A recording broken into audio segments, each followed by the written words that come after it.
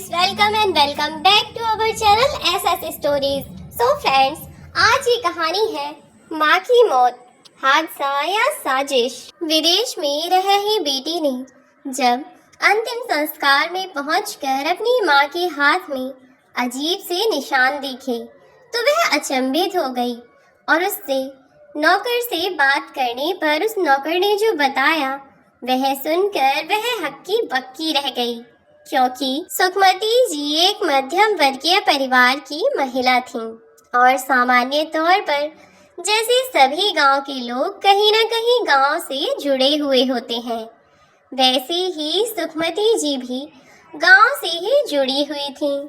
वह वैसे तो एक गांव की महिला थीं, लेकिन जब उनके बच्चे बहुत छोटे थे तभी वह अपने परिवार यानी अपने पति और बच्चों के साथ शहर में आ बसी थीं।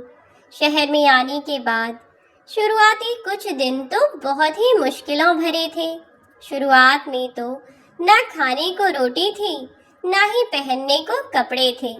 वह बहुत ही सामान्य जीवन बिताया करते थे, या यूं कहें कि सामान्य से भी बेकार जीवन बिताया करते थे, क्योंकि बेचारी सुखमती जी के पति देवीराम जी कोई बिजनेसमैन नहीं थे और ना ही उनकी बहुत अच्छी खासी नौकरी थी। शहर में आए तो कुछ पैसे लेकर ही आए थे और उन्हीं पैसों से उनका अब तक का खर्चा चल रहा था। लेकिन परिवार के साथ खर्च बढ़ते ही हैं और पैसे कब देखते फुर हो जाएं, यह तो पता ही नहीं चलता। बस यही देख करके उन्होंने जल्द ही अपने लिए काम धंधा ढूंढना शुरू कर दिया। लेकिन अनजान शहर, जहां उन्हें कोई जानता भी न था, जल्दी से उन्हें काम भी नहीं मिला।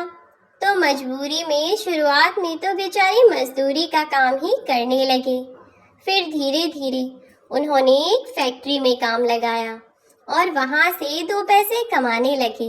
इधर उनकी पत्नी सुखमती जी घरेलू काम में निपुण थीं, इसीलिए वह अपने घर को तो संभाला ही करती थीं। साथ ही शादी ब्याह में जब घर पर बहुत काम चलता है तो कुछ लोग खाना बनाने के लिए मजदूरों को रख लेते हैं। तो बस ऐसे ही मजदूरी यानी कि शादी ब्याह में लोगों के लिए खाना बनाने का काम सुखमती जी कर लिया करती थीं, जिससे महीने में कुछ दिन काम करने से ही उन्हें भी ठीक ठाक पैसे मिल जाया करते थे। उन पैसों को वह अपने पास जोड़ रही थीं और ऐसे ही अपने पति को बताकर वह भी काम करती रहीं और उन पैसों को जोड़ती रहीं। इधर देवीराम जी ने कई सालों तक जो मेहनत की थी, 2-3 साल में अब उनके पास थोड़े बहुत पैसे जुड़ गए थे। उन्होंने सोचा कि क्यों ना एक दुकान कर ली जाए, ना किसी की नौकरी करनी पड़ेगी और ना ही किसी की बातें सुननी पड़ेंगी। जितना चाहे उतना काम करो और जितना मुनाफा होगा सब अपना ही अपना। बस अब उन्होंने वहीं पर मार्केट में एक दुकान की बात कर ली और उस दुकान पर उन्होंने सोचा कि वे थोड़ा बहुत खाने पीने का फास्ट फूड का सामान रखेंगे। साथ ही दुकान में अंदर जनरल स्टोर यानी कि परचूनी का सारा सामान भर लेंगे, जिससे कि किसी भी हालत में उनके खर्चे चलते रहें। अब यही सब सोच कर के उन्होंने दुकान लेने का सोचा, लेकिन उन्हें पता चला कि उनके पास कुछ पैसे कम पड़ रहे थे। लगभग 60-70 हजार रुपए देवीराम जी के पास कम पड़ रहे थे। और जब इस बारे में उन्होंने अपनी पत्नी सुखमती जी को बताया तो सुखमती जी ने अपने पति को सांत्वना देते हुए कहा, अरे बस इतनी सी बात पर आप इतने परेशान हैं, आप चिंता मत कीजिए, हमने जैसा सोचा है वैसा ही होगा और आपको जो दुकान चाहिए वह दुकान आपको मिल जाएगी। तब प्रश्न भरी नजरों से अपनी पत्नी की ओर देखते हुए देवीराम जी बोले, अरे मेरी भाग्यवान, हो तो जाएगी पर कैसे होगी? हमारे पास तो इतने पैसे ही नहीं हैं और अगर हम पैसे नहीं दे पाए तो हमसे पहले उस दुकान को कोई और ले लेगा, और इतनी मौके की दुकान को भला कोई क्यों ही छोड़ने लगा। वह तो अभी ज्यादा किसी को जानकारी नहीं है, और जो अभी तक इस दुकान में रह रहा था उससे मेरी थोड़ी सी जान पहचान हो गई थी, इसीलिए उसने मुझे बता भी दिया, वरना आज के ज़माने में भला कोई क्यों ही किसी को बताने लगा। सब अपना ही मतलब देखते हैं। तब फिर सुखमती जी ने अपने उन्हीं पैसों में से अपने पति को निकालकर पैसे दे दिए, जो वह इतने समय से अपने खाते में जोड़ रही थी, और अब तक उनके पास बहुत पैसे इकट्ठे हो गए थे। तो सुखमती जी ने बैंक जाकर 70,000 रुपए लाकर अपने पति के हाथ में थमा दिए कि यह लीजिए बकाया राशि, और जाकर वह दुकान ले लीजिए। अब बातचीत करने के बाद आखिरकार उन्होंने दुकान खरीद ली, और दुकान खरीदने के बाद उन्होंने अपने प्लान के अनुसार उसमें सारा सामान भर लिया। अब क्योंकि दुकान भी परचूनी की थी, यानी कि जनरल स्टोर था, तो कुछ ही दिनों में दुकान ठीक ठाक चलने लगी, और सुखमती जी और उनके पति अब इसी तरह दुकान संभालने लगे। लगभग आने वाले 2 सालों में उनका हिसाब किताब सुधरने लगा। बच्चों की पढ़ाई भी वह अच्छे से करवा रहे थे, और अब सबसे पहले देवीराम जी ने अपनी पत्नी सुखमती जी का काम छुड़वाया, और उन्हें कहा कि वह आराम से घर पर रहकर बच्चों का ध्यान रखें, क्योंकि अब उन्हें काम की इतनी कोई ज़रूरत नहीं है जितनी बच्चों को अपनी माँ की है। अब जब सुखमती जी के पति ने कहा, तो उन्होंने भी काम धंधा सब छोड़कर अपने बच्चों पर ध्यान दिया। उनकी आर्थिक स्थिति भी सुधर चुकी थी, तो उनके लिए अब उनके बच्चों से ज्यादा जरूरी कुछ नहीं था। इधर समय के साथ साथ देवीराम जी की दुकान जम गई, और वह ठीक ठाक पैसे कमाने लगे, और ईश्वर की कृपा से समय के साथ साथ उनकी दुकान और दुकानदारी बढ़ती ही रही। अब उनके बच्चे सरकारी स्कूल में ना जाकर प्राइवेट स्कूल में जाने लगे, और वे एक अच्छी जिंदगी बिताने लगे थे, लेकिन अभी तक किराए के मकान में ही रह रहे थे। लेकिन कब तक, जब ऊपर वाले का साथ था तो परेशानी किस बात की थी। धीरे धीरे पैसे जोड़ते रहे, और 10-12 सालों में जब तक उनके बेटों की और उनकी बेटी की पढ़ाई पूरी होती, तब तक उन्होंने अब अपना घर भी ले लिया था। बेटी अपने माँ बाप से बहुत प्यार करती थी, और दोनों बेटे भी। उनके दोनों बेटे अपनी मम्मी पापा को अपने सर आंखों पर बिठा कर रखते थे। पूरा परिवार एक साथ खुशी खुशी रहता था। सभी लोग एक दूसरे की परवाह और सम्मान करते थे, पर एक दूसरे से बहुत प्यार भी करते थे। लेकिन वक्त हमेशा एक जैसा नहीं रहता। वक्त के साथ रिश्ते बदलते हैं, और रिश्ते बदलने के साथ उन रिश्तों में परिवर्तन आना भी तो स्वाभाविक सी बात है। इंसान कभी शादी के बाद बदल जाता है, तो कभी वक्त और हालात के साथ। खैर, फिलहाल उनके वक्त और हालात दोनों बहुत ही सही थे। बच्चों की पढ़ाई पूरी हुई, और अब तक ग्रेजुएशन करने लगे। देवीराम जी ने मकान और दुकान दोनों ही अपने नाम से ली हुई थी, और जैसे कि आप सभी जानते हैं कि वक्त के साथ देवीराम जी की दुकान बहुत ठीक ठाक चलने लगी थी। अपने मकान के लिए देवीराम जी एक तरफ पैसे जोड़ रहे थे, वहीं दूसरी तरफ वे अपनी आय का साधन बढ़ाने के लिए भी कुछ सोच रहे थे। उन्होंने दूसरी तरफ से पैसे जोड़ रखे थे अपनी दुकान के लिए, और थोड़े समय बाद ही उन्होंने एक और दुकान भी खोल ली थी। अब क्योंकि उनके बच्चे तो पढ़ाई कर रहे थे और वे एक दुकान को संभालते थे, इसीलिए उन्होंने दोनों दुकानों पर काम करने वाले लड़के रखे हुए थे, ताकि वे आराम से दुकानों को देख सकें। अब अकेले देवीराम जी दोनों दुकानों का काम संभाला करते थे। कभी किसी दुकान पर बैठ जाया करते, तो कभी किसी दुकान पर। सारा काम उन्होंने अपने मजदूरों के हाथों में भी नहीं छोड़ा, क्योंकि बेईमानी भी बहुत बड़ी चीज है। दो पैसों को देखकर कब इंसान के मन में लालच आ जाए पता नहीं चलता। इसीलिए उन्होंने अपनी दुकानों का सारा लेन देन, सामान की देख रेख उन्होंने खुद ही की। दुकान पर काम करने वाले लड़कों को वे अपने बच्चों की तरह मानकर उन्हें बहुत प्यार किया करते थे, और दूसरी तरफ उनके बच्चे पढ़ाई कर रहे थे। दोनों बेटों के बाद उनकी बेटी बहुत छोटी थी। लोगों के यहाँ बेटे होते होंगे मिन्नतों से, लेकिन यहाँ तो देवीराम जी की बेटी कोमल बहुत मिन्नतों के बाद हुई थी, और इसीलिए वह घर में सबसे छोटी और बहुत शैतान भी थी। इसीलिए परिवार के सभी सदस्य उससे बहुत प्यार किया करते थे। लाड़ प्यार से पाली हुई कोमल अपने माँ बाप की शान और अपने भाइयों की जान थी। उसे सब बहुत प्यार करते थे। वक्त बीतने के साथ इधर उनके बेटों की ग्रेजुएशन भी हो गई, और बेटों की ग्रेजुएशन के बाद उनके बेटों को वह क्या काम करना है, उन्होंने अपने बेटों को बिठाकर उनसे बात की और जानना चाहा कि आखिर उनके बच्चे क्या करना चाहते हैं। वह अपनी पढ़ाई के हिसाब से कोई नौकरी ढूंढना चाहते हैं या फिर अपने पापा का ही काम संभलवाना चाहते हैं।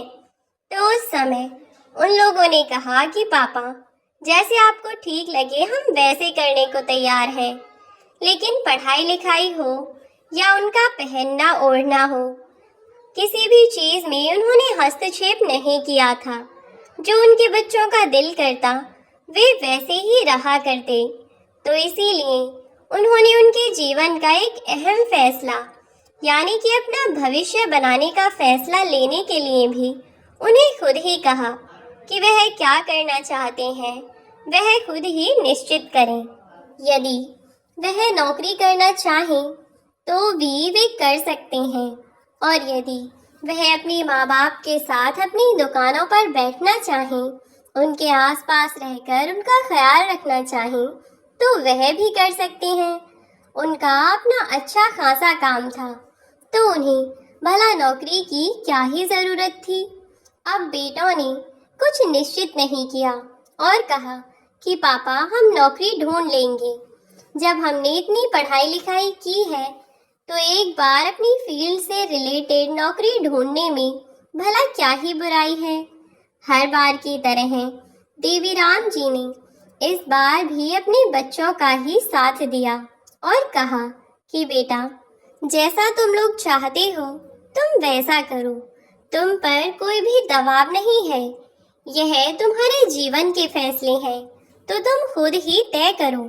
इसीलिए उन्होंने अपने बच्चों पर दबाव नहीं डाला और उनके बेटे अपनी पढ़ाई के हिसाब से नौकरी ढूंढने लगे। जब थोड़े समय तक उन्हें नौकरी नहीं मिली तो उन्होंने यह निश्चय किया कि वह अपने पापा की दुकान पर ही बैठ जाया करेंगे। कम से कम कुछ काम तो होगा ही। और फिर सबसे बड़ी बात तो यह थी कि जब उनका अपना काम था तो उन्हें नौकरी करने की क्या ज़रूरत थी। अपनी दुकान पर खुद के मालिक बनकर बैठे रहते और वहाँ किसी भी ऑफिस में चाहे कितनी भी बड़ी नौकरी करते, पर रहते तो नौकर ही, और किसी न किसी बात पर बॉस की बातें सुननी ही पड़ती। लेकिन यहाँ ऐसा कुछ नहीं था। अपनी दुकान पर अपनी मर्जी के मालिक थे। कुछ टाइम तक उन दोनों ने ऐसे ही काम किया। फिर उन्हें जब इस काम में ही मुनाफा दिखाई दिया तो दोनों एक एक दुकान संभालने लगे, और इधर देवीराम जी दोनों दुकानों पर इधर उधर घूमते रहा करते और पूरी देखभाल किया करते। जैसे कि इधर उधर जाना, ऑफिस घूमना उन्होंने शुरू किया था, तो उन्होंने अपने बेटों के लिए लड़की देखना शुरू कर दिया था।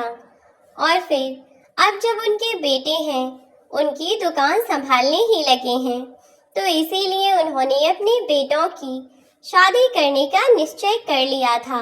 और जब बेटों ने शुरू में ही अपनी दुकान संभाली, तभी उन्होंने अपने दोनों बेटों की शादियां कर दी थीं। और अब देखते ही देखते समय बीते जा रहा था। इधर उनकी बेटी अभी ग्रेजुएशन के फर्स्ट ईयर में थी और अपनी पढ़ाई किए जा रही थी। उनकी बेटी पढ़ने में बहुत होशियार थी और वह कुछ बड़ा करना चाहती थी। किसी बच्चे को नहीं था उनमें से इतना लगाव, लेकिन सब अपने अपने शौक और अपनी अपनी इच्छा की बात थी। बेटी ने 12वीं के बाद विदेश जाकर पढ़ाई करने की इच्छा जताई, लेकिन अभी उसे विदेश छोड़ने की बात को लेकर सुखमती जी और उनके पति देवीराम जी कुछ निश्चित नहीं कर पा रहे थे। बच्चों से बैठकर उन्होंने क्लियर बात की तो समझ आया कि पैसों के खर्चे के चलते वह अपनी बेटी को वहां नहीं भेजना चाहते, क्योंकि समय के साथ साथ खर्चे बढ़ ही रहे थे। बेटों की शादी के बाद परिवार में वैसे भी बहुत खर्चे बढ़ गए थे और शादी का खर्चा हुआ था सो अलग, और फिर घर भी लोन पर ही लिया था, इसीलिए उसकी किस्त भी जा रही थी।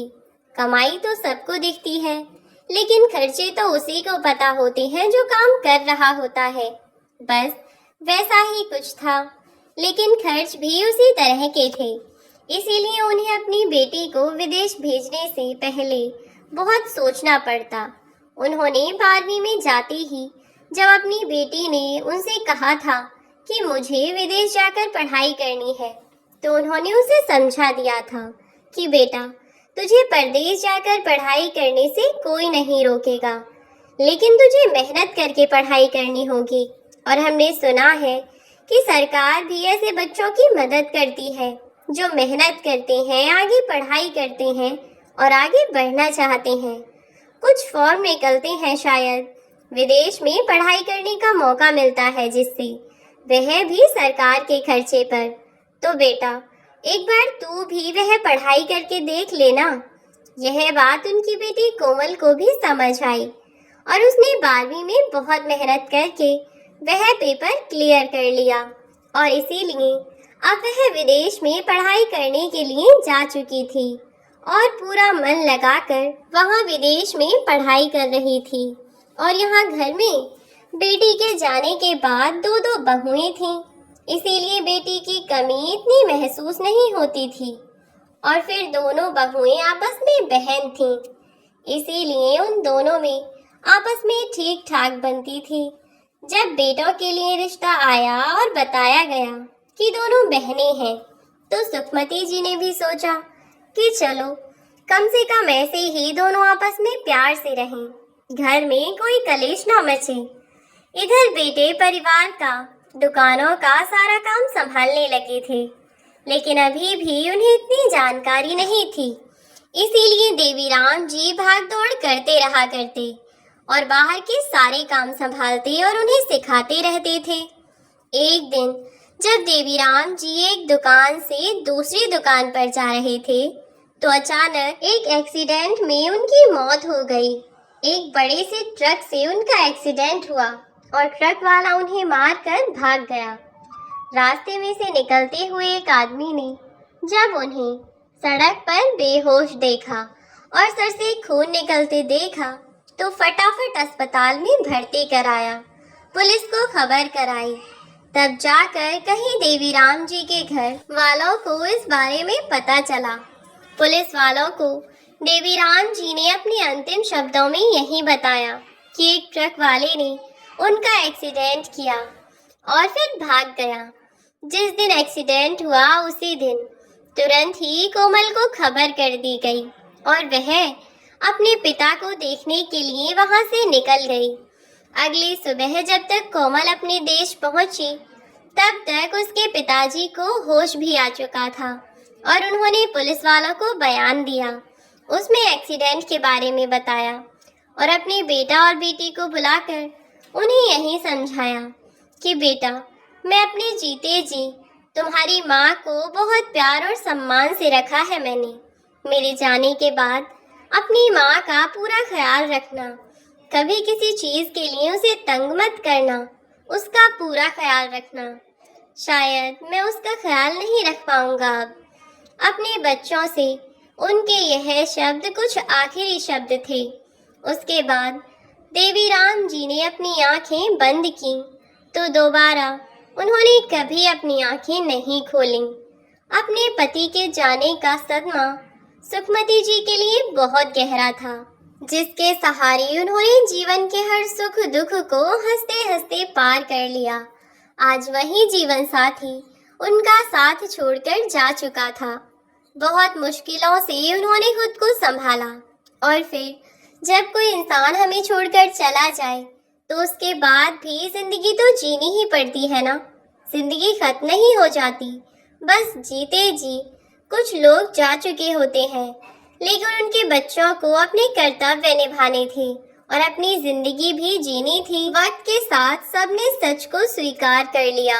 बेटी फिर से विदेश में अपनी पढ़ाई करने चली गई। दरअसल कोमल को शुरू से ही डॉक्टर बनने का शौक था और इसी की पढ़ाई के लिए वह विदेश गई हुई थी। बेटों ने दुकान अच्छे से संभाल ली थी और अब से अपने इलाके में वे एक अच्छे खासे साख वाले आदमी थे, जिनकी बात का बहुत मान और सम्मान रखा जाता था। जब देवीराम जी की मौत हुई, उसके कुछ महीनों बाद ही सुखमती जी के घर में एक पोता आया और फिर उसके कुछ समय बाद छोटी बहू को भी एक पोती हुई। परिवार में खुशियों का माहौल था। अब बच्चों के सहारे वह अपना दुख भुला दिया करती थी। जब तक बच्चों का साथ रहा तो बिल्कुल टेंशन फ्री रहती थी, कोई परेशानी ही नहीं रहती। सुखमती जी अपने पोते पोती के साथ घर में मिलजुल कर यह सब भूलने की कोशिश कर रही थीं, और इधर उनकी बहू और बेटे जो कि अब सारी जिम्मेदारियां संभाल रहे थे। अब सारे काम तो वे कर ही रहे थे, उनके बेटे और बहू, साथ ही सारा पैसा भी उनके हाथ में ही था। जब तक देवीराम जी जिंदा थे तब तक सुखमती जी को एक पैसा मांगने की जरूरत नहीं पड़ी। कुछ पैसे वे उन्हें दे दिया करते थे। हर एक इंसान की अपनी कुछ जरूरतें होती हैं जिसके लिए उसे पैसों की जरूरत होती है। लेकिन जब अपने बेटे को उन्होंने यह कह दिया कि बेटा, तुम्हारे पिताजी तो मुझे मेरे खर्चों के लिए हर महीने कुछ पैसे दिया करते थे। दरअसल मैं और तुम्हारे पिताजी एक अनाथ आश्रम से जुड़े हुए थे, तो वह हर महीने मुझे 5,000 रुपए दे दिया करते थे, जिसमें से मैं अपने लिए 1,000-2,000 रख के 3,000 रुपए का थोड़ा बहुत खाने पीने का सामान उन बच्चों को दिया करती थी। तो इससे वे बच्चे भी बहुत खुश रहते थे। तो मैं चाहती हूँ कि तुम भी अपने पिताजी की तरह ऐसा ही करो। तब तो उनका बेटा कुछ नहीं बोला, लेकिन जैसे ही एक तारीख आई और उसकी माँ ने उससे 5,000 रुपए मांगे तो उनका बेटा बोला, अरे भाई, मुझे तो एक बात समझ नहीं आती माँ, आपके पास इतना सारा फालतू पैसा है क्या कि इसे भी दे दो उसे भी दे दो। एक तो पहले ही दरवाजे पर कोई भीख मांगने आ जाए तो आप उसे भी हमेशा ही कुछ ना कुछ देकर भेजती हो, कभी 50 रुपए कभी 100 रुपए, और ऊपर से अब आपको 5,000 रुपए महीने के चाहिए बच्चों को देने के लिए। मुझे तो एक बात समझ नहीं आती, लेकिन आपको खर्चा किस बात का चाहिए? आपको इतने पैसे क्यों चाहिए? क्योंकि घर में सारा सामान तो आता ही है। आपको खर्चे के लिए पैसों की क्या जरूरत है? माना कि जब पापा थे तो आपको पैसे दे देते होंगे, लेकिन तब की बात अलग थी। अब महंगाई इतनी ज्यादा है, दुकान में भला कितने ही पैसे बचते हैं? जितने पैसे का सामान लाते हैं उसके आधे से आधे पैसे भी नहीं बचते। ऐसे में बच्चों की पढ़ाई, घर के खर्चे, सब कुछ देखना पड़ता है, और आप हैं कि हद है आपसे। इतना कहकर बेटा माँ के सामने से तेज कदमों के साथ निकल गया, पर सुखमती जी वहीं खड़ी रह गईं। वह सोचने लगी कि आखिर मैंने इसे ऐसा भी क्या कह दिया जो यह इतना बड़बड़ाकर चला गया। अगले दिन सुबह को बहू ने कहा कि सुनिए जी, मुझे 10,000 रुपए चाहिए, मुझे अपनी बहनों के साथ शॉपिंग करने जाना है। तो उसने तुरंत ही फोन से बहू को पैसे ट्रांसफर कर दिए। यह देखकर सुखमती जी को बहुत गुस्सा आया, लेकिन वह क्या कर सकती थी? मन में आया कि अपने बेटे को सुना दें, लेकिन गुस्से में कुछ भी कहना मतलब बात को बढ़ाना था। उन्होंने ठंडे दिमाग से काम लिया और शांत होकर अपने बेटे से कहा कि बेटा, तेरे पास शॉपिंग करने के लिए 10,000 रुपए हैं, लेकिन उन गरीब बच्चों को देने के लिए तेरे पास 5,000 रुपए नहीं है। और जहाँ तक बात रही शॉपिंग की, तो यह दोनों पिछले ही महीने कितनी सारी शॉपिंग करके लाई थीं। अब फिर से इस महीने इतनी शॉपिंग का क्या करेंगी, इतने कपड़ों का। इस बात से बेटे और बहुएं दोनों को ही बुरा लगा और कहने लगे कि माँ, आप अपने काम से काम रखिए। हर वक्त बहू बेटों के बीच में बोलना इतना जरूरी नहीं होता जितना आप बोलती हैं। हद होती है किसी चीज की। अब हम अपनी बीवियों को कुछ देंगे तो आपसे पूछ कर देंगे क्या? और फिर आपकी उम्र और इनकी उम्र में कोई फर्क नहीं है। इस उम्र में शौक पूरे नहीं करेंगी तो कब करेंगी? इस पर सुखमती जी ने अपने बेटों से कहा कि शौक और जरूरत में बहुत फर्क होता है। मैं तुमसे जो पैसे मांग रही थी वह किसी जरूरत के लिए थे, और तुम जो पैसे उड़ा रहे हो वह बिना बात के शौक के लिए है। सुखमती जी ने जो किया बहुत सही था। वह इतना कहकर वहां से चली गईं। सुखमती जी एक आत्म स्वाभिमानी महिला थीं, जिनके पति ने अब तक उनके लिए इतना सब कुछ किया था। वह किसी की सुनने को अब तैयार नहीं थीं, और वह भी तब जब वह गलत नहीं थी। उस दिन बेटे चुपचाप ऑफिस चले गए और बहुएं भी अपनी सास से तंज कसने लगी। अब छोटी छोटी बातों को लेकर वे लोग अपनी सास से बहस करने लगे। सुखमती जी ने अपने बेटों से कहा कि बेटा, इस बार मुझे थोड़े पैसे दे देना। दिवाली पर गरीबों को कुछ मिठाइयाँ बांटनी है। इससे घर में सुख समृद्धि और बरकत आती है, और गरीबों की दुआएं मिलती रहेंगी तो हमारे लिए ही अच्छा है। पहले तो बेटों ने अपनी माँ को सुना दिया और बोले, हद हो गई माँ, आपसे तो बिल्कुल। पता नहीं आप कितनी लखपति हैं जो हर जगह पैसा उड़ाना चाहती हैं। पिछले महीने उन गरीबों को 5,000 रुपए देने के पीछे आपने इतनी बहस की, और अब किन गरीबों को मिठाइयाँ बांटनी है। अरे, कुछ भी बातों से तो नहीं होता। आधा किलो का डब्बा भी 400 रुपए का आता है। अब अगर आपने 100 गरीबों को भी मिठाइयाँ बांटी तो बस हो गया हमारा। तो हमारे बस का नहीं है इतना रईसपना दिखाना। और फिर उन गरीबों से हमें मिलने क्या वाला है? अगर अब हमारी कोई मदद नहीं कर सकती तो कम से कम हमारे खर्च बढ़ाने की बात तो मत किया कीजिए। अब तो बेटे और बहुएं हर बात पर उल्टा बोलने लगे, और इधर बेटों ने अपने ससुराल वालों को 2-2, 2,500 हजार रुपए की मिठाइयाँ और कपड़े और दिवाली के तोहफे भिजवाए। यह सब देखकर फिर से सुखमती जी को बहुत गुस्सा आया कि वाह बेटा, तुमने क्या किया? वहां तो तुमने 50,000 रुपए खर्च कर दिए। अगर यहाँ 20-30 हजार खर्च कर देते तो क्या चला जाता। लेकिन कोई बात नहीं बेटा। अब उनके बेटों ने अपनी माँ की बात सुनना बंद ही कर दिया था। तो सुखमती जी ने सोचा कि कोई बात नहीं, अब जब मेरे बेटे दान करने का कोई काम करना ही नहीं चाहते तो यह उनकी इच्छा है। ना करते हो तो ना सही, मैं ज्यादा क्या कहूँ। इसीलिए वे चुप रहने लगी और बेटों से अब कुछ न कहती। मन करे तो कर लो, ना करे तो ना सही। अब तो धीरे धीरे बेटे और बहुएं बहुत ज्यादा पैसे उड़ाने लगे। आए दिन कभी मूवी देखने जाते, कभी बाहर खाने जाते, और यह सब करते करते उन्होंने अपनी दुकान बर्बाद कर ली। 2 ही साल में उनके हालात पहले से बहुत बेकार हो गए। अब उनके पास उड़ाने के लिए पैसे ही नहीं थे। पैसे उड़ाना तो दूर की बात, जो इज्जत उनके पिता ने इतनी मेहनत से बनाई थी, गलत याराने में पड़कर उन्होंने वह इज्जत भी मिट्टी में मिला दी। इधर दुकान पर जाना भी लगभग बंद कर रखा था, जिसके कारण वह कुछ भी फायदा नहीं कमा पा रहे थे। दुकान पर रहने वाले लड़के भी अब उनसे चालाकी करने लगे थे, क्योंकि उन्हें पता था कि इन्हें किसी भी चीज का कोई होश नहीं रहता है। यह तो बस अपने मजे में मस्त रहते हैं, और ऐसे ही करके वह डूबते चले जा रहे थे।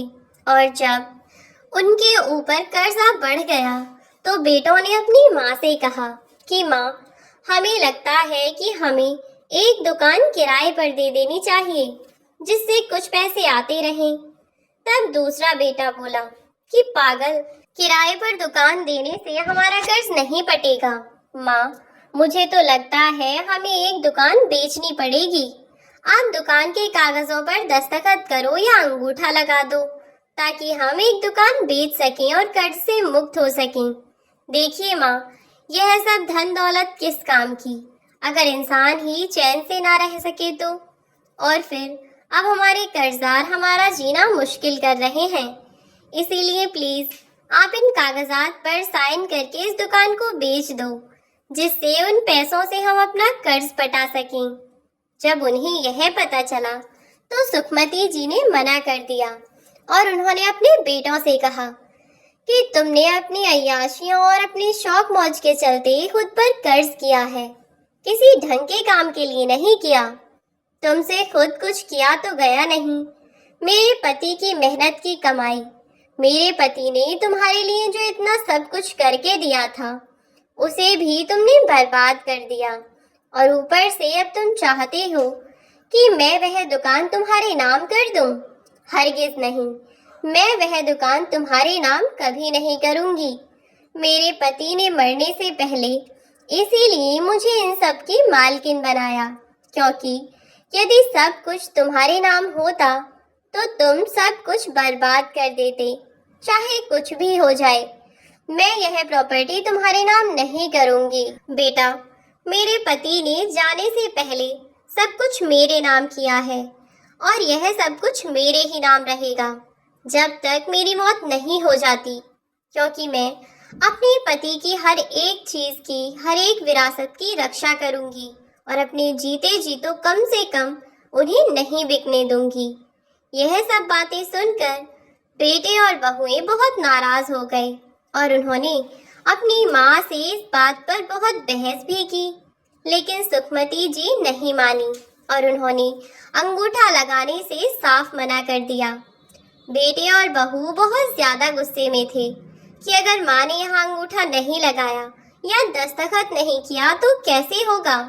अब वे लोग बहुत परेशान थे कि आखिर क्या किया जाए। रात को सुखमती जी जब सोने जा रही थीं, तो बहू बेटे के कमरे से आवाजें आईं और उन्होंने जाकर देखा तो चारों एक ही कमरे में बात कर रहे थे और कहने लगे कि अगर माँ जीते जी यह सब हमारे नाम नहीं करेंगी तो उनके मरने के बाद तो सब हमारा ही होगा ना। अब हमें माँ को मारना होगा। जब बेटे यह सब बातें कह रहे थे तो सुखमती जी ने यह सब सुन लिया और वह ऐसा सुनकर घबरा गईं और वहां से भागने लगीं। लेकिन उनके हाथ से कांच का गुलदस्ता टूटकर गिर गया। आवाज से बेटे बहुएं बाहर आ गए। अपनी माँ को देखकर वह उन पर टूट पड़े। किसी ने सर पर वार किया तो किसी ने हाथ पैर बांधे और फिर आखिरकार गला दबाकर उन लोगों ने अपनी माँ को जान से मार दिया और फिर अपनी माँ के हाथ के अंगूठे के निशान सभी कागजों पर ले लिए और भी कुछ खाली कागजों पर उन्होंने अपनी माँ के अंगूठे के निशान ले लिए और साथ ही दस्तखत करवा लिए। उन्होंने इस घर के कागज पहले से तैयार करवा रखे थे। फिर वे सोचने लगे कि आखिर इन सब का क्या किया जाए। अब कैसे इस हत्या को मौत में तब्दील किया जाए ताकि किसी को हम पर शक भी ना हो। तब उन बेटों ने अपनी ही माँ को उनके ही कमरे में पंखे से लटका दिया और अगले दिन सुबह होने तक का इंतजार किया और सुबह होते ही चीखने चिल्लाने लगे। आसपास के लोग इकट्ठे हुए और वह अपनी माँ को लेकर वहीं रोने चिल्लाने लगे कि माँ, पिताजी के जाने का आपको इतना बड़ा सदमा लगा कि आपने आत्महत्या कर ली। बेटी को जब यह सब पता चला तो वह भी बेचारी वहां से तुरंत ही निकल पड़ी। उसके पिताजी तो पहले ही इस दुनिया को छोड़कर जा चुके थे और 2 ही साल के अंदर लगभग उसकी सारी दुनिया वीरान हो गई थी। वह 2 ही साल में अनाथ हो गई थी। अब उसका कोई नहीं रह गया था सिवाय इन मतलबी भाई और भाभीियों के। जैसे ही वह इंडिया पहुंची तो उसे पता चला कि उसकी माँ के शव को वे लोग शमशान घाट लेकर पहुंच रहे हैं। तो वह सीधा शमशान घाट ही पहुंच गई। वहां पहुंचकर वह अपनी माँ को देखकर फफक फफक कर रो पड़ी। पूरे रास्ते वह वैसे ही रोती आई थी और अपनी माँ को देखते ही वह तेज तेज रोती रही और उन्हें बार बार उठाने की कोशिश करती रही। उसका कलेजा फटा जा रहा था। आखिर अब उसका रहा ही कौन था इस पूरी दुनिया में। इतनी भीड़ के होते हुए भी वह पूरी तरह से अकेली थी। इतना बड़ा दुख वह बर्दाश्त नहीं कर पा रही थी। अपनी माँ को पकड़कर वह दहाड़े मार मार कर रो रही थी कि तभी उसकी नजर अपनी माँ के हाथ पर पड़ी, जिस पर स्याही के निशान बने हुए थे। ऐसा लग रहा था जैसे किसी ने स्टाम्प से अंगूठा लगाया हो। अपनी माँ के हाथ पर वह निशान देखकर कोमल को बहुत अजीब लगा और वह उस निशान को देखकर आश्चर्यचकित हो गई और वहीं पर जोर जोर से चिल्लाने लगी कि नहीं, कोई मेरी माँ की लाश को हाथ नहीं लगाएगा। खबरदार, जो किसी ने भी मेरी माँ को जलाने की कोशिश की तो। इतना कहकर उसने अपने भाइयों के हाथ से मशाल दूर फेंक दी और लाश को जलने से रोक लिया। यह सब देखकर सब लोग चौंक गए कि यह ऐसा क्यों कर रही है, लेकिन उसके भाई समझ चुके थे कि यह ऐसा क्यों कर रही है और वह जल्दी जल्दी से चिता को अग्नि लगाने की कोशिश करने लगे और कहने लगे कि माँ के जाने के गम में शायद इसका मानसिक संतुलन बिगड़ रहा है, लेकिन हमें माँ की आत्मा की शांति के लिए यह तो करना ही होगा। यह कहते हुए वे लोग अपनी माँ की चिता की ओर बढ़े तो अब कोमल अपनी माँ की चिता के पास ही उनसे लगकर खड़ी हो गई और बोली, अगर किसी ने भी माँ की चिता को जलाने की कोशिश की तो मैं माँ के साथ जिंदा ही जल जाऊंगी। इसीलिए जब तक मैं नहीं कहती कोई मेरी माँ की चिता को हाथ नहीं लगाएगा। यह कहती हुई कोमल ने झटपट पुलिस को फोन कर दिया। पुलिस से फोन पर बात करने के बाद कोमल अपनी माँ की चिता से लिपटकर वहीं पर रुक गई और रोने लगी। इतनी ही देर में भाइयों ने बहुत कोशिश की कि वह किसी भी तरह से अपनी माँ की चिता को आग लगा दें, लेकिन गांव वालों के सामने जब कोमल ने खुद को भी अग्नि में झोंकने की धमकी दी तो सब लोग रुक गए और इतना ही समय कोमल के लिए काफी था। इतनी ही देर में वहां पुलिस भी पहुंच चुकी थी। पुलिस ने वहां पहुंचकर देखा कि कोमल की मां के हाथों पर स्याही के निशान लगे हुए हैं, वह भी केवल एक अंगूठे पर। ऐसे में कोमल के साथ साथ पुलिस वालों को भी सुखमती जी के बच्चों पर शक हुआ। अब उन्होंने शव को अपनी हिरासत में लिया और शव को पोस्टमार्टम के लिए भेज दिया। जैसे ही पोस्टमार्टम की रिपोर्ट आई तो पता चला कि उनकी मौत तो दम घुटने से ही हुई है, लेकिन मौत से पहले उनकी बहुत हाथापाई भी हुई है। शायद सचमुच यह एक आत्महत्या नहीं बल्कि मर्डर है, क्योंकि मरने से पहले उनके साथ मारपीट की गई है। इनके सर पर भी चोट के निशान मिले और हाथ पैरों पर भी। जब पोस्टमार्टम रिपोर्ट में इतना साबित होने के बाद वे लोग बहुत घबरा गए। इधर कोमल अपनी माँ को इंसाफ दिलाने के लिए पूरी तरह से तैयार थी और उधर उसके भाई और उसकी भाभी के हाथ पांव फूल रहे थे।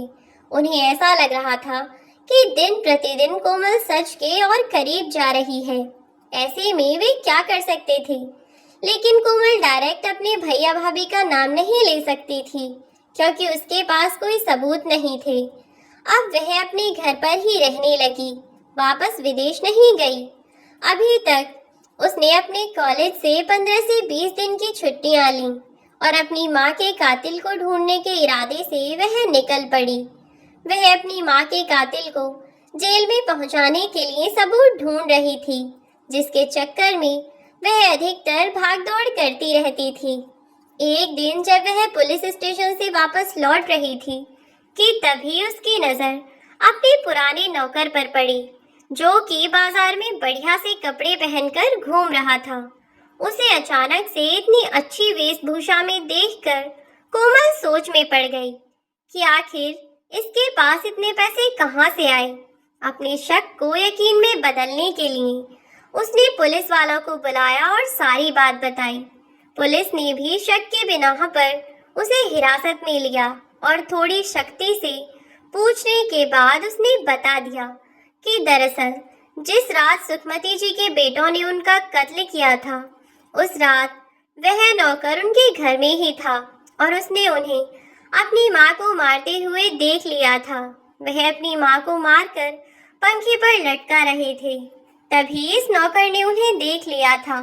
तो उन लोगों ने इसे अपना मुंह बंद रखने के लिए बहुत सारे पैसे दिए थे, पूरे 50 लाख रुपए दिए थे इस बात को राज बनाए रखने के लिए। जब कोमल ने यह सब सुना तो उसके रोंगटे खड़े हो गए कि कितनी बेदर्दी से दो बेरहम बेटों ने अपनी ही माँ को मार डाला। कोमल ने गुस्से में आकर अपने भाइयों को बहुत बातें सुनाई और गुस्से में आकर उसने उन पर हाथ भी छोड़ा, लेकिन पुलिस वालों ने कोमल को उनसे दूर किया और कहा कि मैडम आप निश्चिंत रहिए, इनके कर्मों की सजा तो इन्हें हम दिलाएंगे। और आखिरकार कोमल के भैया और भाभी सबको जेल हो गई। उन्होंने जैसे कर्म किए थे वह उनके कर्मों की सजा भुगत रहे थे और आज जेल में कैद हैं। वहीं कोमल ने दोनों दुकानों को अच्छे से संभाला और एक दो भरोसेमंद लड़कों को दुकानों पर छोड़ दिया और विदेश रहकर अपनी पढ़ाई पूरी की, क्योंकि 1 साल से भी कम समय की उसकी पढ़ाई बची थी।